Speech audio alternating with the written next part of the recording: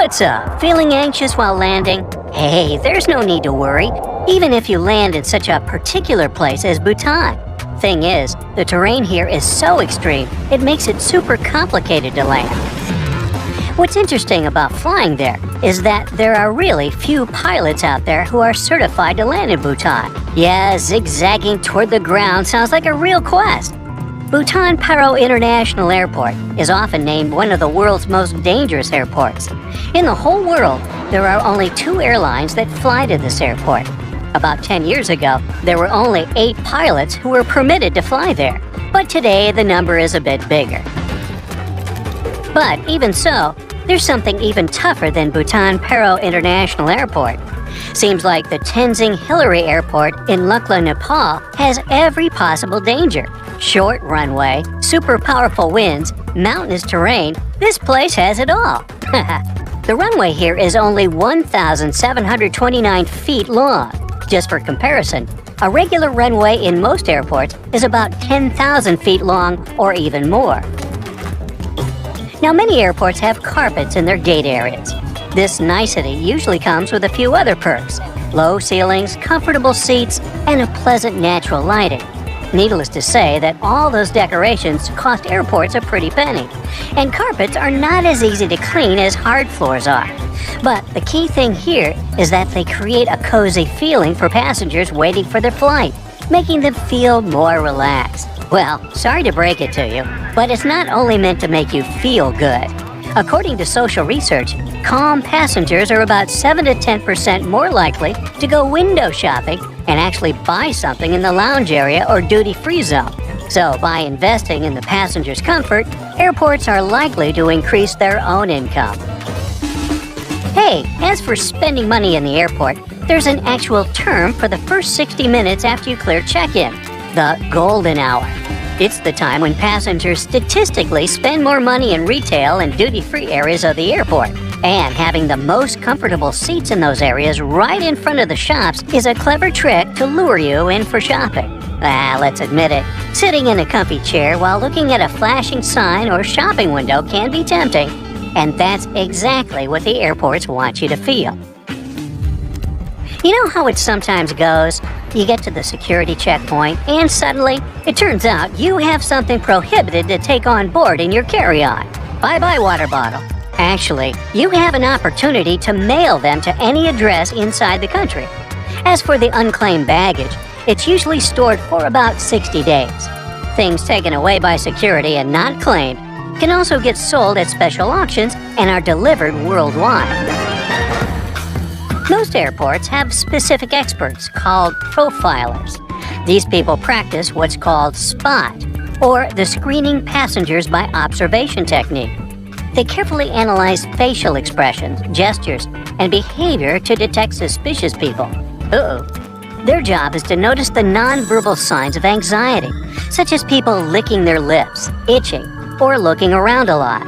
If a profiler notices a person acting in a weird or off way, they can invite them for an inspection, where they will talk to the person to try to find out more about them. Profilers work in both the main terminals and passport control. The typical question they ask is, "What's the purpose of your visit?" They then check the person's reaction to this inquiry.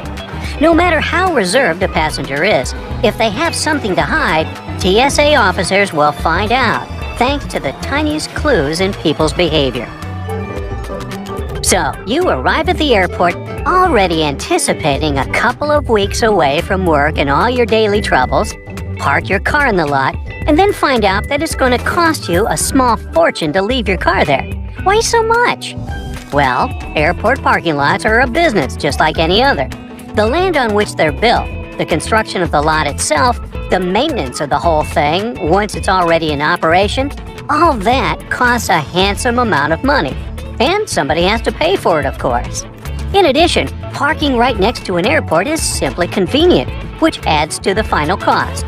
If you're not ready to dip into your pocket for a piece of extra comfort, better take a cab or have a friend drop you off. Contrails, those white trails airplanes often leave behind them at high altitudes, are easily mistaken for engine exhaust, but most are nothing more than water vapor.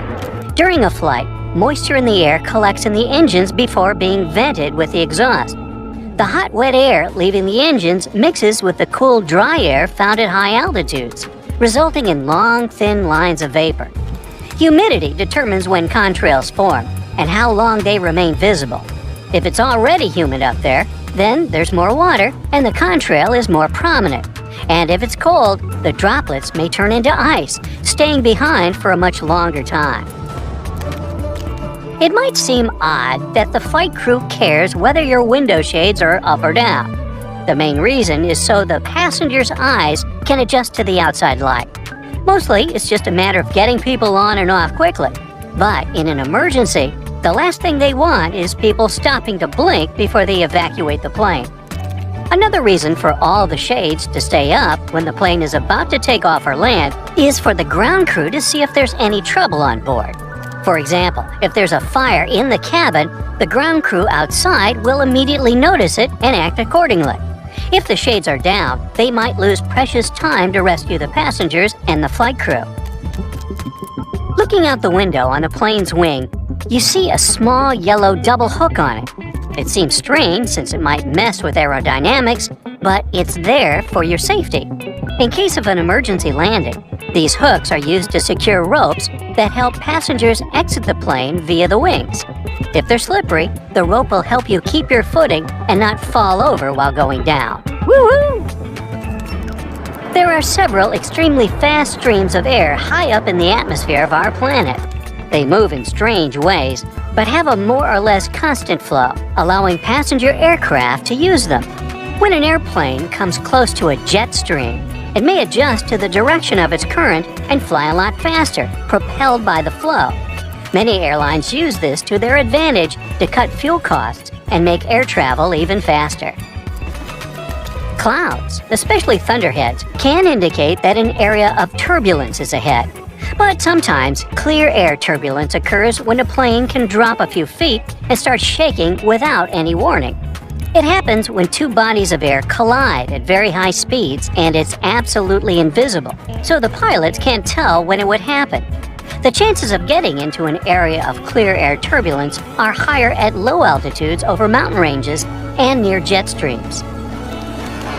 Normally, after it's hit by lightning, an airplane is sent for inspection, but it can still safely complete its current flight. The fuselage conducts electricity well enough, and, like a lightning rod, the zap will most probably strike one of the tips of the airplane, either one of the wings or the nose. Then it seeks the ground, but doesn't find it, so it exits from the tail.